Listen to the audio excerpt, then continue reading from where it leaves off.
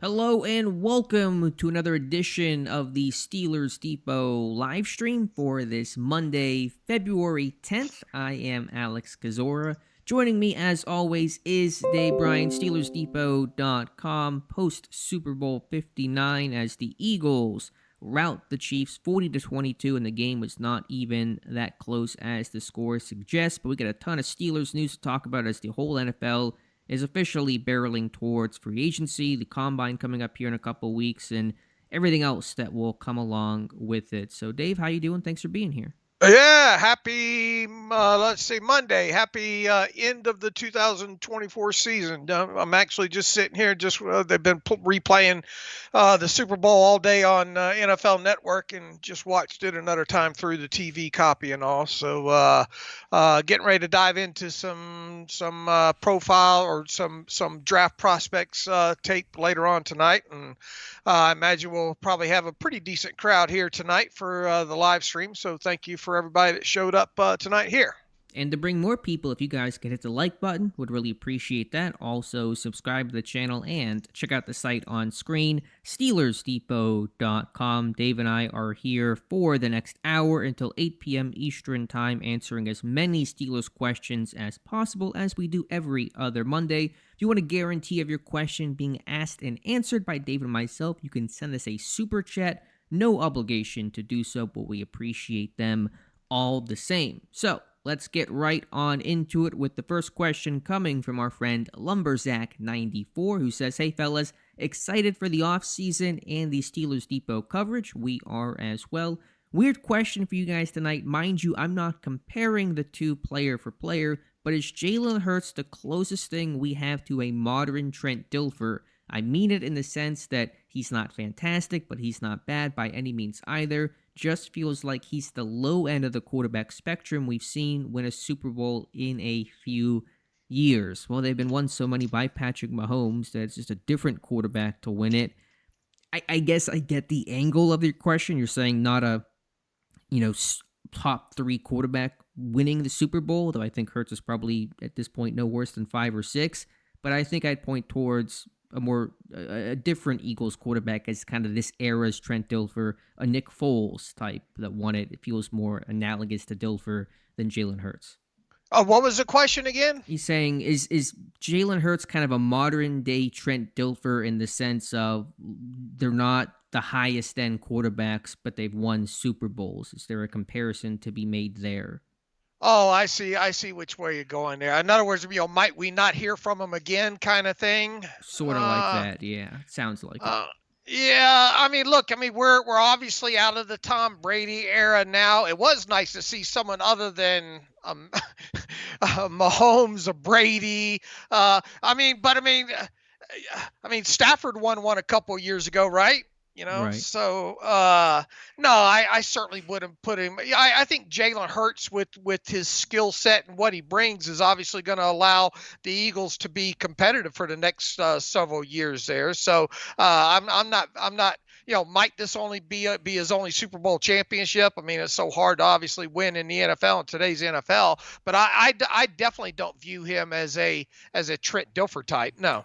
Same. I was actually looking at Dilfer's stat line from that 2000 Super Bowl, and I know it's a different era, and they had historically great defense, although the Eagles were fantastic defensively last night. But Dilfer went like 12 or 25 for $145 and a touchdown, I think. And so I know the point of the question is not to compare 1-to-1, but I still think Hurts, if you rank to where Dilfer was at as a quarterback in 2000 to where Hurts is at as a quarterback in 2024, 2025, Hurts is going to be many rungs above wherever Dilfer would have been placed at the time. All right, Brian Jonker says, if you were head coach, would you take one more year of Arthur Smith or one more year of Russell Wilson, and why? Also says, remember when, Pepperidge Farm remember when Mike Williams caught that touchdown in his first game as a Steeler? What was the strategy, brilliance that targeted him so infrequently the rest of the season? Were we winning too much? And so Dave, tackle the first question. If you were Mike Tomlin, take one more year of Artie Smith or one more year of Russell Wilson?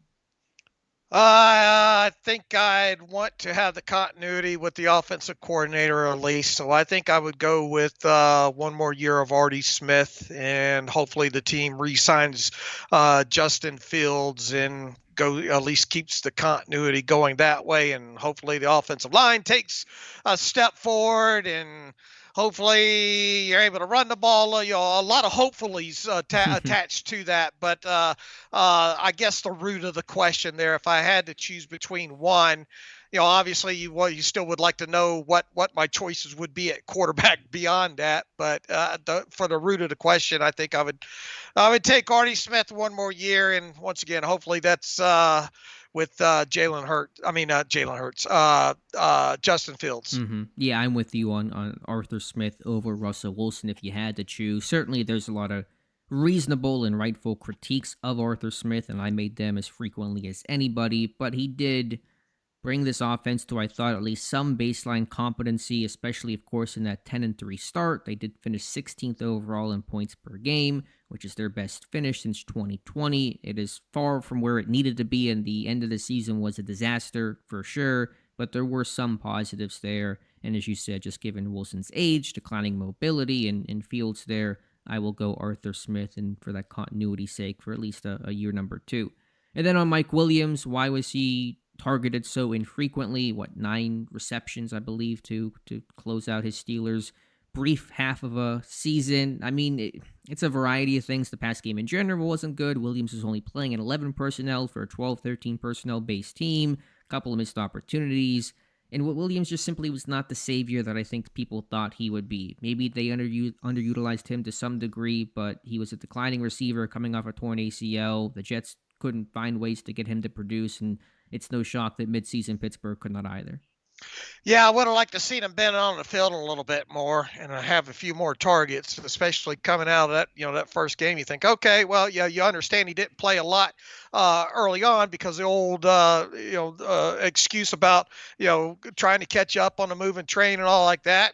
But Mike Tomlin kept trying to say, yeah, this is probably the week you might see more, and really never was. And, when you log this amount of snaps that Van Jefferson did, and, it's like an empty, that's a lot of empty routes that he was running. And not to say that Mike Williams wouldn't have had a lot of empty routes either, but, at least when he was, in the few times that he was throwing the ball, he had some big catches, along in there. But I mean, obviously past the prime type player and all, but it's one of those things that, how much would it have helped overall?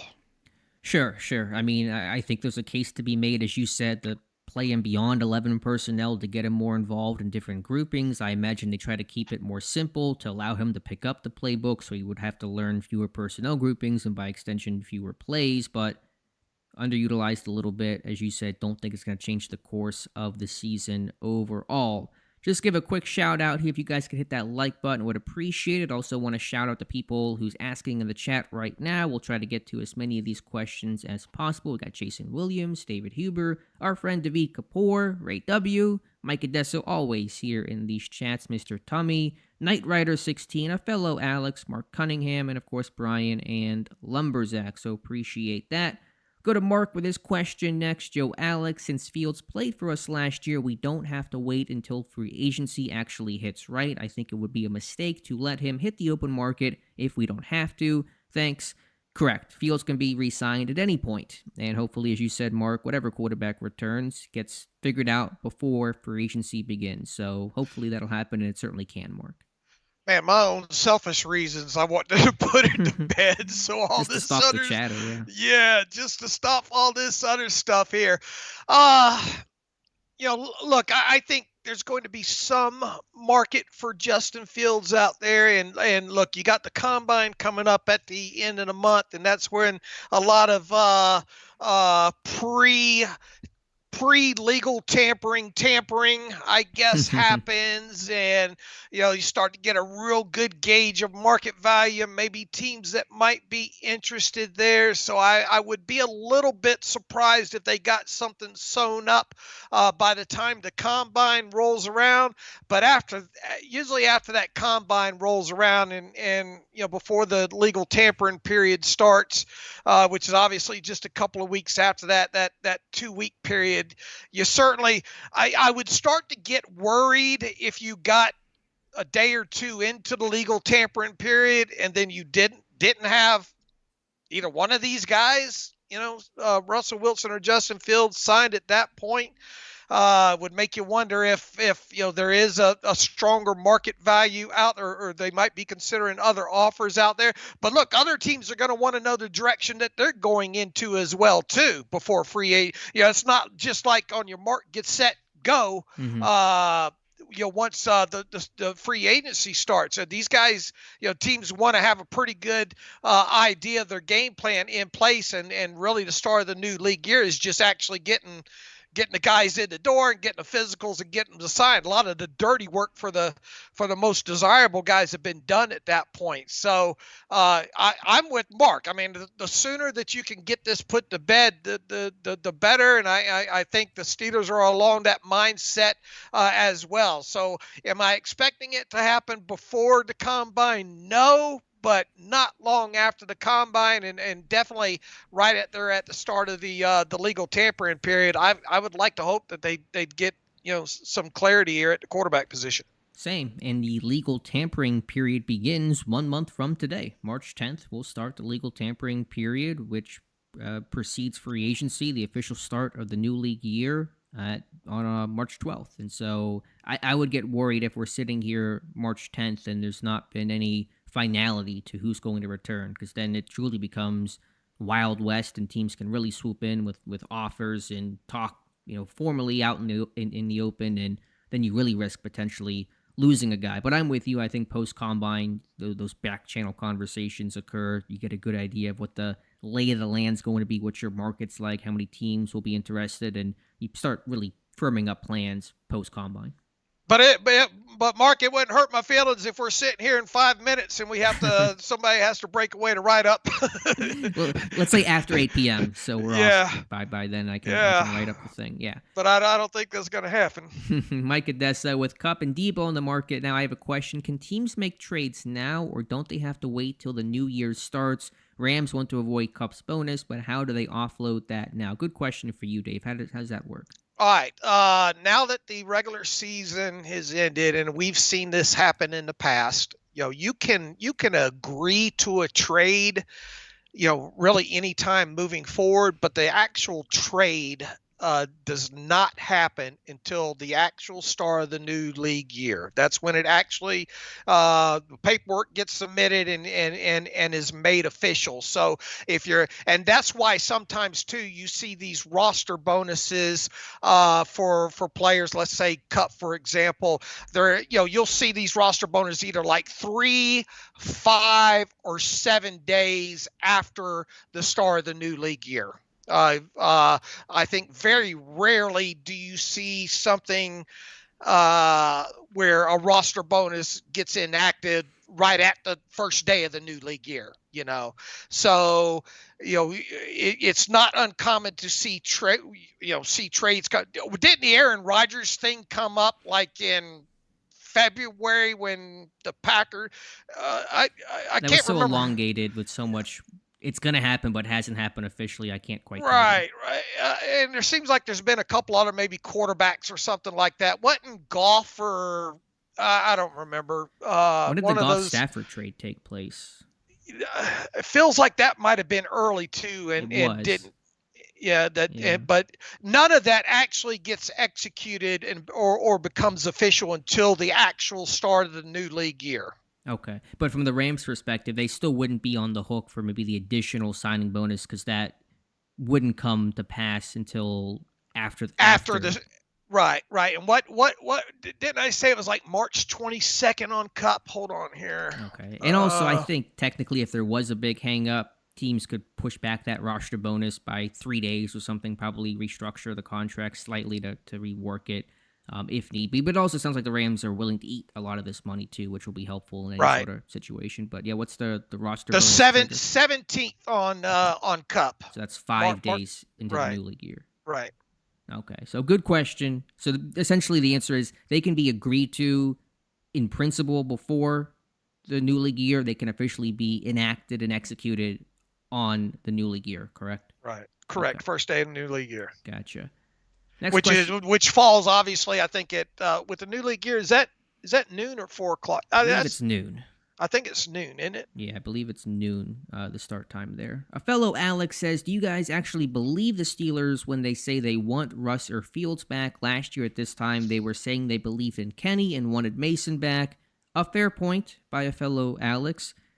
I can just, the one thing that we can sit here and we say we know from what the reporting is out there, from what the team has said, is that Art Rooney said his preference is for Russ or Fields to return. And I imagine still generally when ownership says something like that, that's going to become true. And remember, last year, the team still had no intention of trading Kenny Pickett. They wanted to bring in Russ and compete. And although we kind of felt like it was going to be Russ's job, they were still intended to roster Kenny Pickett. And then Pickett asked out, and they obliged. And so, fair point. The team certainly did not carry out its words last year, ultimately. But I still believe it because it's coming from Art Rooney's mouth.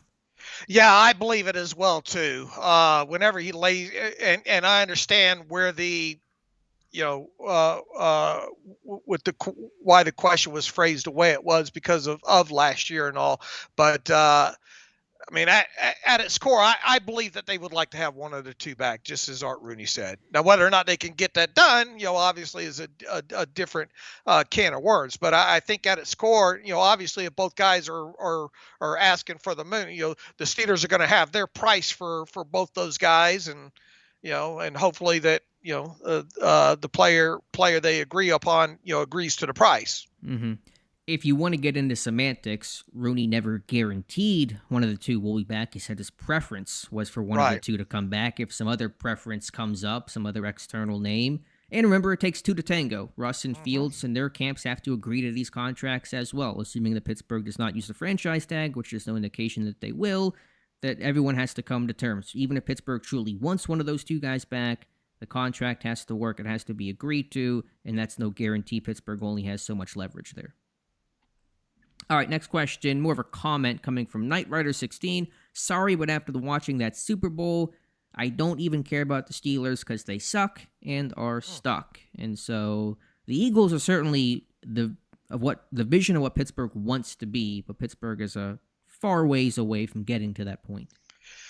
It's okay to have something to shoot for, but you better start making serious strides to shoot for what you're hoping for. What's the biggest thing Pittsburgh must do to get to that Eagles point? If you had to pick one thing. Yes. The answer would be yes. I mean, you've obviously talked. You got to see that offensive line take the next step. Yep. You got to have the physicality. You got to have obviously they seem set on wanting to be a established run type of team. So you got to see that offensive line take the next step. And on top of that, on the opposite side of the trenches, you've got to be better against the run.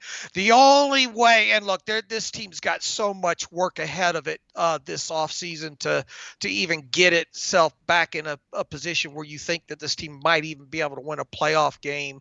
For this team to make it to do anything in my eyes right now and be a team that can potentially win 1, 2, 3 playoff games, that defense has got to be a lot better. They got to be a lot better against the run. We've got to be talking about a team that a defensive unit that can post a sub 5.0 adjusted net yards per passing attempt stat, which obviously is hard to do in today's passing NFL.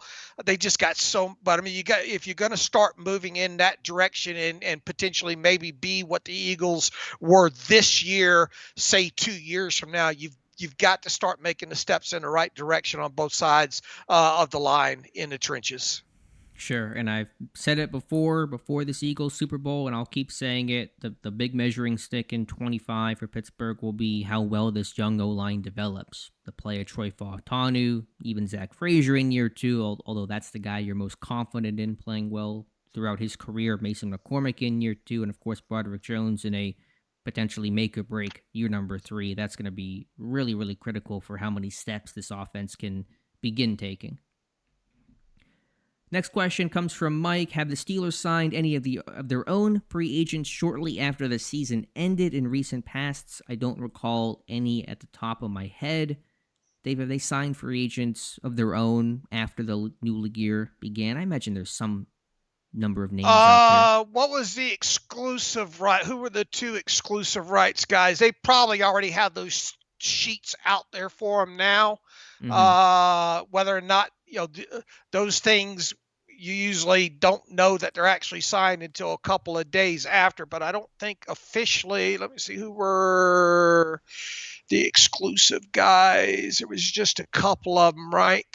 It was Jeremiah Moon and Ryan McCollum were their two exclusive rights guys. I don't believe either one of those guys is signed, right? So, but they, exclusive rights guys are easy. All you have to do is offer them a 1-year contract for whatever their minimum salary is for their credited seasons, and if they want to play, they have to take it. So and you only have one restricted free agent this year, and that's Jalen Warren, and that that's going to be closer to the start of the new league year when they tender him more than likely a second round restricted tender. Now, none of the unrestricted guys, none of those guys have signed yet. I don't believe either there. So what probably the next news that we're going to get here within a couple of weeks would probably be Jeremiah Moon and Ryan McCollum each signing 1-year exclusive rights free agent minimum tenders. I think Mike's asking, though, has there been examples in the recent past of unrestricted free agents who hit free agency and then ended up re-signing with Pittsburgh? After? Oh, yeah, plenty of them, right? Ryan Clark test? Didn't Ike Taylor test? Any more recent? Because those are starting to get on. Oh, yeah, it seems. Didn't Ramon Foster test a couple of years ago? Right. That's more than a couple years, though, probably at this point, to be honest. Yeah. Oh, I'm trying to think maybe I'm going to have to pull up some transactions here because these years get away from me. Right. I mean, last year was such a weak pool of free agents. It didn't really even feel super consequential. I don't know when Killebrew signed back. I don't know if that occurred after the new league year began. Part of me says I thought it did, but I don't have the timelines in front of me right now. But they just didn't sign a ton of guys last year. Let me look back to just even last year. Miles Killebrew signed on a 2-year deal on the 18th of March. That had to have been after the league year began. When was the league year start date last year? Oh, I don't remember. I think it was like the 15th, wasn't it? The 14th or the 15th? Sounds right. So I'm going to assume that Killebrew came after as one example. So he tested enough to not sign on the first day. Let's see. Let's scroll back to 2023 and go to March. Johan Hernandez says Terrell Edmonds tested and came back. Not sure if you can double check that whenever he let's see.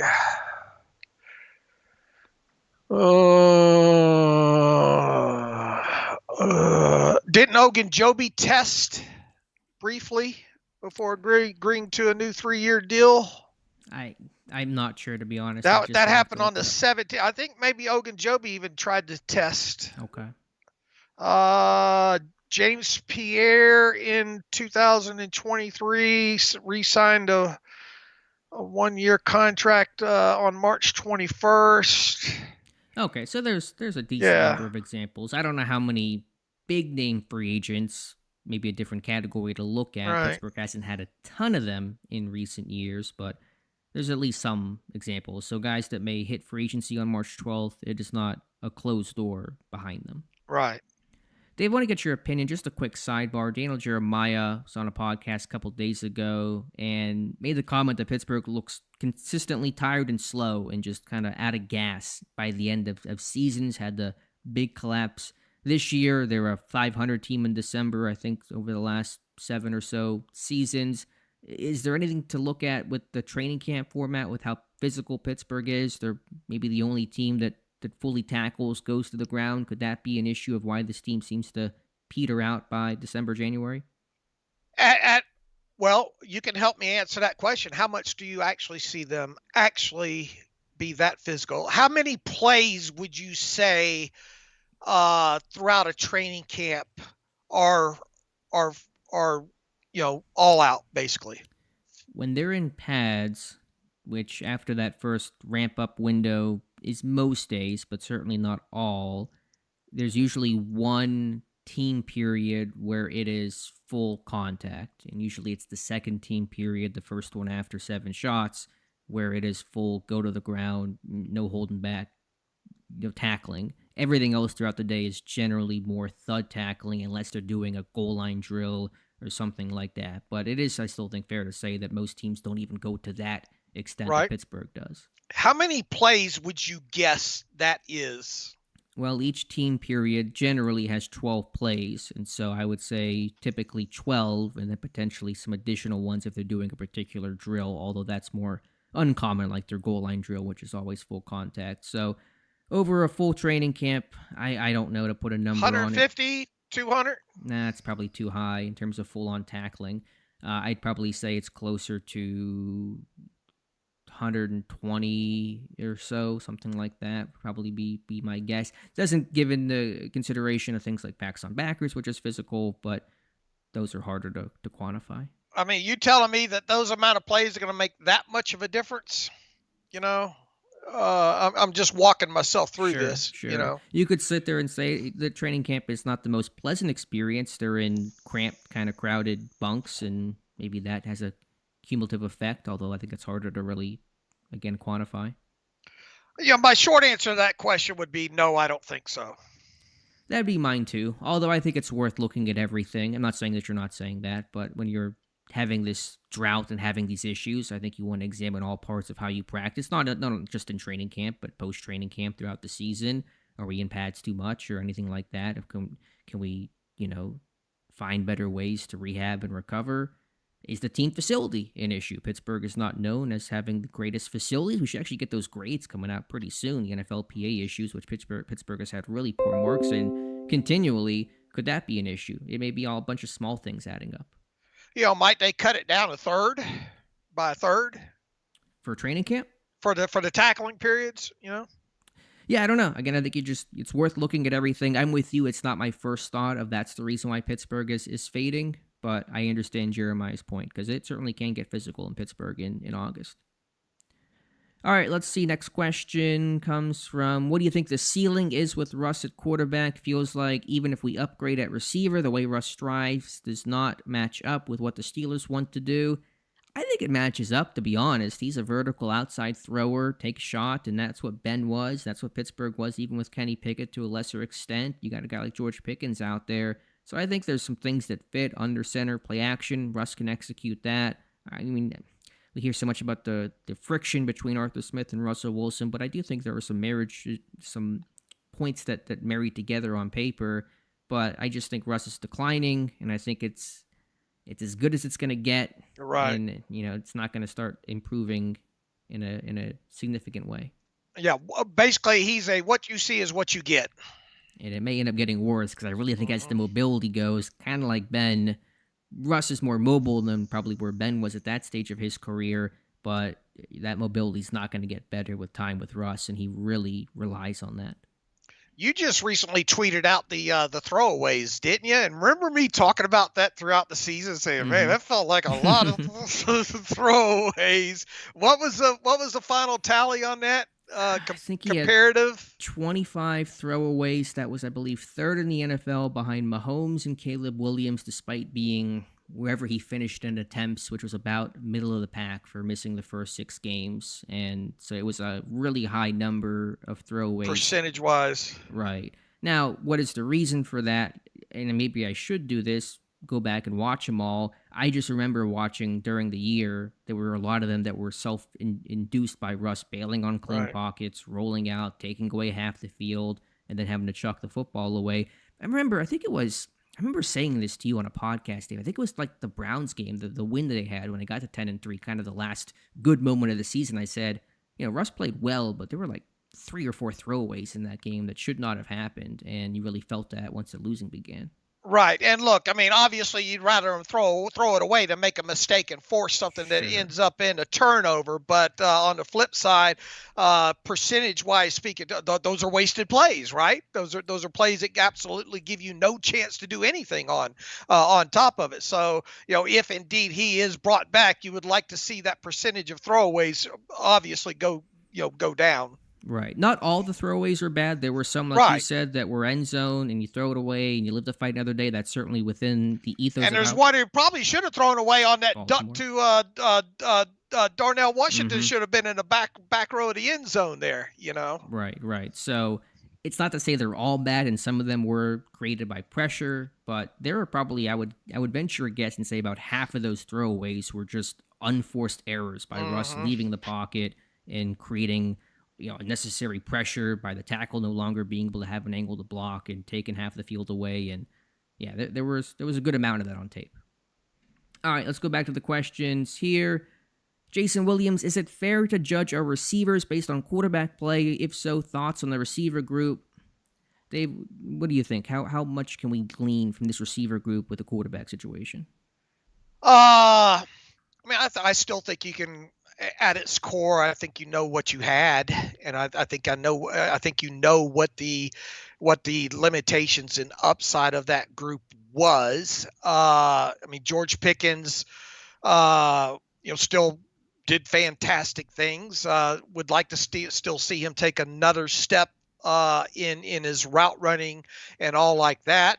I thought Calvin Austin really made a nice jump, made for what they asked him to do and the amount of targets that he had. I thought he excelled. This I thought he was a bright spot at that wide receiver group, but it ends there. It ends with Pickens and Calvin Austin overall. I mean, the fact that you got excited anytime maybe you saw even Skoranek in there, kind of let you know. I mean, we already talked about Jefferson and the wasted routes, when he was on the field. Who was Scotty Miller? You already knew going into the season what that wasn't going to be super productive there. Skoranek, I mean, I think it's fair to basically. I think it's fair to judge what these wide receivers are based on the quarterback play this year, because really you only had two legitimate guys to play with. Yeah, I think Austin is an example of a guy that broke out and made plays despite the turbulent situation there. And so I think it is still fair to judge the receivers. And listen, Pittsburgh still had better quarterback play this year than they had in 2022 or 2023. And so if there's a year to judge these guys, it's really this year, despite some of the issues that Fields and Russ had. Still more productive, more competent passing game that threw for 22 touchdowns when Pittsburgh was throwing for 12 and 13 touchdowns a couple of years prior. And so Van Jefferson is who he is. He's a veteran. He's not some young guy you're trying to evaluate. You know what he is, what he offers, what he doesn't. Roman Wilson getting hurt. Let me just ask you quickly, Dave. What are your expectations for Roman Wilson in year two, if any? What should his role in this offense be after missing basically his entire rookie season? Yeah, I think you just kind of hope that he accelerates and kind of has. I mean, it took Calvin Austin to get to this third season to see really what his top side was. You hope that he doesn't have to. You hope Roman Wilson doesn't have to have a second season like Calvin Austin's second season. As he was coming off his rookie season that was injury plagued and all like that. So even so, I'm not expecting Roman Wilson to be a 900 snap player. I'd be looking for him to be a five. I hope to get maybe 500 snap player, kind of player out of him. Hopefully hit. I don't know. It's way early. You don't know who else is going to join that room and all like that. But is he a number 3, a number 4? Does he rotate? We don't maybe need numbers, but what's his role for this offense? I would like to hope that he end up being a number 3 maybe in this thing Over by year's end. Okay. Yeah, but if Austin keeps producing, then it's hard to ignore him. He's just further along than where Russ is at. So It'll be interesting. I really don't know what to expect from Roman. Obviously, we'll see what receivers get added. I think a veteran of some sort, somehow, some way, free agent trade will get brought in. But We shall see. Let me ask you guys quickly here. See it on screen right now. Did you guys like the score bug last night? Got a lot of hate, but see you guys see the photo there. Let me know your thoughts. Did you guys like it, dislike it, etc.? All right. Well, while we wait for those answers, next question comes from. We'll go to Jason again quickly. Projected O-line for 2025. I'll say Broderick Jones at left tackle, Isaac Seumalo at left guard, Zach Frazier at center, Mason McCormick right guard, and Troy Fautanu at right tackle. Seems like a pretty safe bet to open up week one, assuming all is healthy. Johan Hernandez, any clarity on Grady Brown and where he stands? I'm just kind of waiting like everybody else right now on his situation. The reporting from Cameron Wolf said that Gerald Alexander is going to lead that secondary room, was hired as the DB's coach, not make mention of assistant or anything like that. So that would suggest that he's replacing Grady Brown. But is he getting promoted? Is there some other arrangement occurring? I'm just not quite sure right now. Wasn't that the end of 4 seasons for Grady now? And don't they normally do 2 years each on those guys, or no? Isn't that what we've kind of thought was the line with those guys? Normally, position coaches sign 2-year deals. I hadn't tracked when Brown got hired. He got hired in 21? Right. 21? So I looked that up within the last 48 hours, and he's at the end of 4 years. He just finished his fourth year, so that would be 2 back-to-back 2 years, right? Right, which would, in theory, if that holds true, which is reasonable to make him an expiring contract, and so we'll see. I think, man, if Pittsburgh loses Aaron Curry and Grady Brown, like the 2 young, up-and-coming defensive guys who I think could be future DCs, not the coaching changes I thought we were going to get. Yeah, like I said on the podcast, didn't have that on my bingo card. Yeah. Midnight Chronicler asking, basically, how are there so many conflicting reports about will Russ stay, will he go? Some people say yes, some people say no. Jake Glazer, Adam Schefter kind of going back and forth. I don't know. We're just along for the ride. We're just a messenger sometimes. Yeah, I think they just hear things from, and then tack on to other reports. And I mean, you can almost, remember all that stuff about the Ayuk stuff last year and back and forth. And you could probably rubber stamp that across the league too. If you're following X team and all, none of them really know right now. I mean, it sounds like from Schefter's angle, he's basing that off of his conversations with Russ. He said he spoke with Russ on Friday, which is why I think on yesterday's Super Bowl preview, he had said that don't close the door on Russell Wilson, because Russ himself is saying don't close the door. And so it sounds like Schefter's source is Russ himself. It sounds like maybe everyone else's source is everybody but Russ. But what will happen, we're all kind of speculating, and hopefully get answers sooner than later. It is tiresome, though. Yes.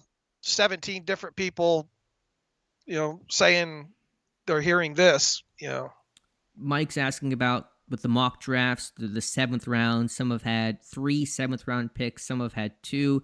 There is conflicting information out there. If you look at, I always go off a Tankathon and their full draft order, which has Pittsburgh with 3, at least when I made my mock draft. The Post-Gazette had 3, for example, too. But I think according to Over the Cap, and then Bob Labriola said they only have 2, which would be the 2 from the Kenny Pickett deal. They traded away the other 7th in the Preston Smith deal. And so I told our guys after my mock draft and doing some more research and seeing those comments from Labs to only do 2 7th-round picks until we get further clarification. And so if I do another mock draft, if I was doing one, say, tomorrow, which I'm not, but if I was, I would then put 2. And so that's the reason for the discrepancy. We decided to go with 2 based on what Labriola from the team had to say. So just clarification there, Mike. Ronald Hall, is Calvin Austin due for an extension? And if so, what's his value? He's going in the last year of his contract, but Dave, it's hard to see an extension happening with Calvin. Yeah, I would be surprised, and I think it would be in Calvin's best interest to play it out as well, to be honest with you. Agreed. So I think that's probably where things stand. Extension unlikely to occur. Let's see. You think we need a sports psychologist for confidence, communication, and mental health? Seems like we don't play up to our talent. That's from Still Cold. I'm not sure if Pittsburgh employs one or not. They become more popular over the last 5+ years. Again, if they don't have one, all things to evaluate, all things to look at as you try to make your team better. Oh, I don't even know what level they have right now when it comes to that kind of stuff. You know, Right. I don't know. I can't speak to if they do or don't. I'm not aware of anybody, but there could be somebody that we just don't know about. ODG Dorkman did not look like the blitz at all very much. I'm guessing he's saying the Eagles, might have missed the word there. Are the Steelers at a disadvantage having to rush 5 to get the same pressures as other teams only rushing 4? Well, I would say for most of the season, Pittsburgh did try to rush 4 and drop 7. That's ideally what they want to do.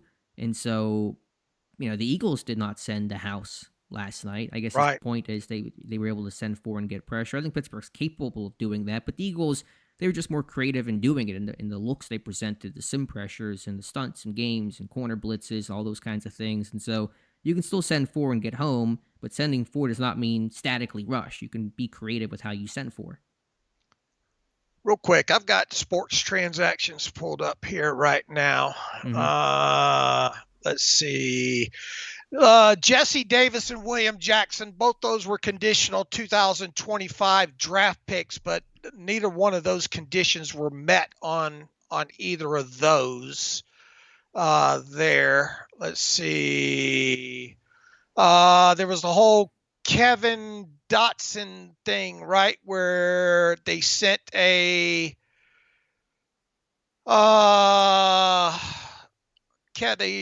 relinquished Kevin Dotson, a 2024 fifth round pick, and it's got in parentheses a 2025 with a question mark 6th round pick. Do we remember how that played out there with Dotson in that 6th round pick for Dotson? I don't. And Pittsburgh does not even currently have a 6th round pick, correct? That was sent out in the Fields deal. You said Pittsburgh got a 6th round pick back? No. They sent it. Okay. And they got back a 5th round pick as part of that deal, supposedly from the Rams, with question marks next to that. Okay. I guess the question marks are because there's no name to fill in there yet because the draft hasn't happened. That makes sense there. Okay. So, they don't have it. They traded away that 6th round pick. They have that 5th. The question was about the 7th. Tankathon, I forget what they had showed where that was coming from. Not sure if they still even have it shown that way, if they've made any changes to their draft order. But the Tankathon had shown the Preston Smith pick going to Green Bay, and so I assume there was something else in there that still gave Pittsburgh a 3rd, 7th round pick at the time. But according to Labs, it's 2, and so I'll go with 2 until the NFL releases its official draft order, I assume, after comp picks come in. All right, the Kenny Pickett deal was Kenny Pickett and a 4th round pick to the Eagles for a 3rd round pick and 2 7th round picks, right? Right. So it seems like the 2 7th round picks Pittsburgh has is coming from the Pickett deal. All right. And then Justin Fields was a conditional 4th or 6th, which ended up being a 6th that they gave away. Mm-hmm. The question is, where did Pittsburgh's original 2025 7th round pick go? Could it have been for Preston Smith? Because that has Preston Smith for a 7th round pick. That's what it seems like, yes. But Tankathon was showing something else where Pittsburgh still had a 3rd, 7th, even though they were considering and factoring in Pittsburgh sending a 7 to Green Bay. But that may have been the error. It was at least what I was going off of when I made my mock draft. So the understanding is they have 2 7th round picks. Correct. Right? Both from the Kenny Pickett deal. That's what I'm going to roll with going forward until told otherwise. Okay. All right. I'm sorry to interrupt you there, but I want to pull that up there. What was that? What question am I supposed to be answering? Just about Pittsburgh rushing 4, and are they at a disadvantage if they can't get home with 4 and have to send 5 to try to create some pressure? Well, yeah, you obviously want to try to be able to get home with as few as possible, for sure. Right. Pittsburgh tried that for most of the year. It was working for the first half of the season, but then it quickly teams adjusted and that rush wasn't as effective. Watt was taken away, and Pittsburgh really, they did blitz more in the second half of the season against Lamar, against Jaden Daniels. They were sending more pressure. They were doing more sim pressure looks. That's really the thing. Like, teams that can do those bluff pressures, those sim pressures, really wreak havoc on protections. And the Eagles did a nice job of that. Heck, even the Chiefs did a nice job of that against the Eagles last night. I want to see that built on more by Pittsburgh. All right, next question. If you guys one last call out to hit the like button, would really appreciate that. Dano makes the point about December record. He says ignores the fine details such as quarterback changes in the schedule. Having a tough December this year is vastly different from the years with Ben. That's fair. A lot of components to it, Dano, and this year's schedule was obviously brutal in Pittsburgh. Did themselves no favors with how they played, but certainly faced a tough couple of teams to end the year. Jason, Alex, will you break down the free agent corner from the Raiders? It's basically in my post on the site. I probably won't do an additional breakdown. I'll mention him in some of my wish lists and everything like that, but just check out the article if you want the skinny on Nate Hobbs, who I think Pittsburgh, Dave, should really go after in free agency. Yeah, I mean, I think you laid that out real good, and I think you made a strong argument as to why that should be a guy that they target. And especially with Jared Alexander coming over, who worked with Hobbs last year in the Raiders secondary, there's a familiar face for Hobbs to follow. Somebody said about re-signing Landon Roberts. That was Jason. Hope we do it. I hope they do it too, Jason. That's going to be a key underrated pending free agent, and we'll see if that gets done. I think there's a good chance it occurs. Let's see. Am I doing any live mocks on your channel or just the one usual walk the mock? When does my favorite thing you do, the off-season sim mock, come out? Yeah, we'll do some live mocks, at least the one, but probably more than that. I'm going to have to, and I keep meaning to tell you this, Dave, and probably brainstorm, the mock off-season I do from Fanspeak. They've discontinued the off-season portion of it. So that's no longer a thing, unfortunately. The draft part is still a thing, but they sent an email like a couple weeks ago that they were shutting down the free agent portion because of contract issues. The algorithm couldn't keep up, and so I'm going to have to either find a new site to do that with or some other alternative, and I've yet to take the time to figure out how to approach that. So it may look different this year, unfortunately. Yeah, it sucks. How many years have you done that, too? Like, literally a decade. I went back and looked. Like 2015, I think, was the first year I'd done that. And they shut down the service. Man. So yeah. It's got to be alternative. There's got to be something else out there, some other alternative where I can maybe at least try to piece things together. Yeah, I'll have to hit the Google machine and see if I can find anything. Yeah, we'll figure something out, though, for sure, Mike. We'll do something. How come Minnesota got Antoine Randall L as a coach instead of us? I think he went to Chicago, right, to follow Ben Johnson, Randall L? Mm-hmm. But why did he go there? They were on staff in Detroit, and so followed him there. I'm sure bigger role, more pay. That's how that thing goes. Justin Watson's going to play right tackle after Fautanu goes down in camp, and so Justin doesn't sound too optimistic about Fautanu staying healthy. We'll see who they add. Spencer Anderson is there. I'd like Pittsburgh to add some sort of lower-level veteran tackle to help push Broderick Jones, maybe serve as a mentor, and give this team some backup flexibility. Yeah, I mean, I think it's hard to rubber stamp Fautanu, just yet as being, an injury guy. I mean, let's at least give him a chance to bounce back from this and all.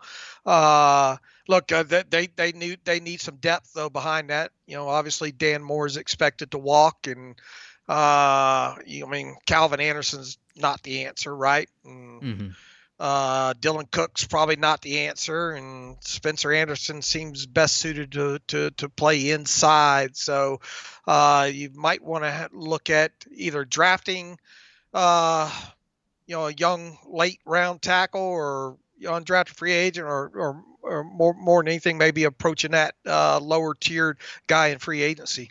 Max Rice, what position do you think Pittsburgh will target in rounds 1 and 2? Obviously, free agency will clarify some of these things, but I think Dave, D-line. Defensive line. What's the other, though? What would you say? Yeah, probably wide receiver.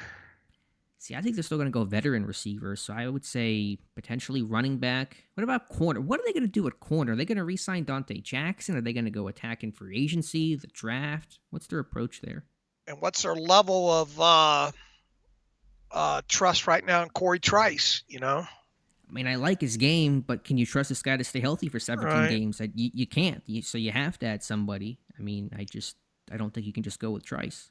Yeah. I don't think you can rule corner out as, say, a second-round pick. This is a deep running back class, so I sure would hate to see them burn one up in burn an early, one on the running back this year. Did they re-sign Dante Jackson? If you do, it better be a veteran benefit contract. No, it's going to be that low for him. I mean, he did have 5 picks last year. There Yeah. is something to be said about that. Obviously, he was really regressing by the end of the season. He was hurt, missing a bunch of times. Like, he only probably finished 10 games last year, and he just left so many. It's hard to re-sign that. I mean, I like Dante Jackson. I liked his demeanor. Seemed like a really good dude, good teammate. Stuck it out in Carolina. Thought he was a good presence in Pittsburgh. Did some nice things early in the season, but there's some better options out there that they should explore. Yeah, I agree. So to answer, I would say D-line and in corner. You would say D-line and receiver. I mean, the 3 positions I'd put up at the top would be D-line, wide receiver, and corner. And what about quarterback? That day 2 quarterback. I mean, Jalen Hurts just won a Super Bowl. Not to sit there and say the next second-round pick is going to be the next Super Bowl winner, but Jalen Milroe, Alabama second-round pick, that's going to be a talking point. Go draft Milroe. Follow Hurts. I'm just saying, someone's going to say it. Oh, Lord.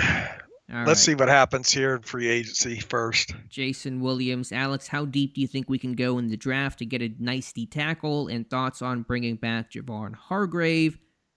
I mean, you can wait on D tackle, but I want to get one of those guys early. I want to get a real stud up front. And so I think first round, second round is the area for them. Dave and I disagree on Hargrave. He's more open to it than I am. We'll see what happens, assuming the Niners cut him. I certainly would be open to them double dipping regardless of what happens unless they just go full bore on a defensive tackle in free agency, which kind of feels unlikely. But definitely I'd like to see this team spend a first or second round pick on a defensive lineman for sure. And it wouldn't hurt my feelings to see this team double dip at the position because it's such a strong class, and it's just so rare that you see not only a deep class, but some that kind of fit the parameters of what they look for. And I mean, it might be another 6 years or something before you see something like that, So now's the time. It's a need. You got to get younger. You got to get better up there in the trenches. Last year you spent 3 draft picks on offensive linemen. Why not spend 2 on defensive linemen this time around? Yeah, you said it. Jeremiah said great draft to double dip at D-line, and Pittsburgh certainly could. So we'll see, but I'm pretty confident, even though the draft is still 2.5 months away, to sit here and say D-line is going to be the choice at 21 or at the latest second round. Now, let me quantify it. I quantified this on the podcast as well, too. I'm only in on Javon Hargrave at a good price. Sure. So, I mean, I'm not paying 8, 9, 10, 11, 12 million, for him. So, he's obviously coming off an injury and all like that. And he's up there in age, and there is this defensive, tackle class being great is probably going to not help his value. So if you get into, it might be the kind of thing where it's 2 weeks into free agency. If he's not signed, that price might come down where it might be in your ballpark. Sure, and his health and rehab and recovery may make it where he's not going to sign for a little bit as teams evaluate him coming off. I forget. I always ask you. Was it a torn tricep, torn bicep? It was either a tricep or a bicep. It was, wasn't it? One of the two. I always get them mixed up. So he may wait a while to sign anywhere, if not Pittsburgh. Justin Watson, how can this staff still justify running spot drop instead of match zones? It's a fair criticism, and I felt the frustration too. They want to play simple. They want to play fast. They had the communication issues last year, so that made them probably simplify things even more and take it down to fundamental type levels, but it does feel like Pittsburgh is behind. You watch Vic Fangio, what he's done to really confuse quarterbacks. Yes, he played a ton of zone yesterday, but it's a lot of matchup zone, a lot of different looks, and Pittsburgh does little of that. Right. It's the torn right triceps on Hargrave, and it happened October. No, September 23rd. Okay, I don't know the exact timeline, but maybe that'll help him get back in time for around the start of free agency. Nate, just joining now, talk to you about this on X. Justin Fields, 2-year, 25, 30 million. Any more thoughts? I don't. I just think he's going to get more than people think, especially if Schefter's talking about a market for him, drive up the price tag and a weak quarterback for agent class, young guy. I think 2 years, 30 million, what I suggested as a possibility is probably the bottom it's going to be for him, the minimum. Look, I mean, it's a small group of desirable free agent quarterbacks that you don't have to potentially trade for, right? And both Russell Wilson and Justin Fields are in that small group, Mm-hmm. So that's gonna drive the price up and the cap going up, and I mean it's just the inflation and the position. So yeah, 2 years, $30 million might be the bottom floor on that. Because again, Gardner Minshew got 2 years, $25 million, I believe it was last year with the Raiders, and Fields is a much better quarterback than Minshew, and a rising cap just makes sense to me. So we'll see. We'll be talking about it more, I'm sure. ODG Dorkman, there will still be live mock drafts. That's a separate service. That's Walk the Mock. To my knowledge, that's unchanging. So those will still exist. We'll still have hopefully our full 32 human draft that we do, and probably some additional ones. This is my mock off-season written article that I've been doing each year right before free agency for a decade now, and so it's a different service there. And hopefully you get people that don't horse around in that walk the mock like last time. It usually goes wrong somewhere. Yeah, Mike, if you can find an alternative, feel free to hit me up. I hadn't done a lot of research yet. It's on my to-do list. I'm sure there's something out there. And again, we can still use Fanspeak for the draft portion of it, but we can't couple it with the free agency offseason, unfortunately. But we'll figure something out there. Infinity, is Steeler Nation frustrated enough to end the consecutive sellout streak? It's a good question. I think Probably not. With a short answer, David O might speak to that better than I can with all the PSLs and how long that waiting list is. And Steelers not even kind of get funny with the numbers. It's no longer the actual turnstile attendance Pittsburgh reports, correct? It's just the who bought tickets sold, right? Right. And so they changed that, I think, a couple years back. And so even for games that may look sparser from attendance standpoint, Pittsburgh will, I'm sure, still call them sellouts. Yeah, I doubt you'll see that reflected in the box office. Yep. Bubba says, trade TJ with a heart, and then says, what could the Steelers get if they traded TJ? To entertain the thought for a moment, hypothetically, if TJ Watt pulled a Myles Garrett and asked out, what is his value, Dave? Bless you. I'm sorry. I mean, look, even though he's entering the final year of his contract, you would think that any team that would be willing to trade for him would have a new contract in mind for him. So you can throw that part of the quote unquote issue out the door as far as contract goes. I would like to think at least a couple of firsts.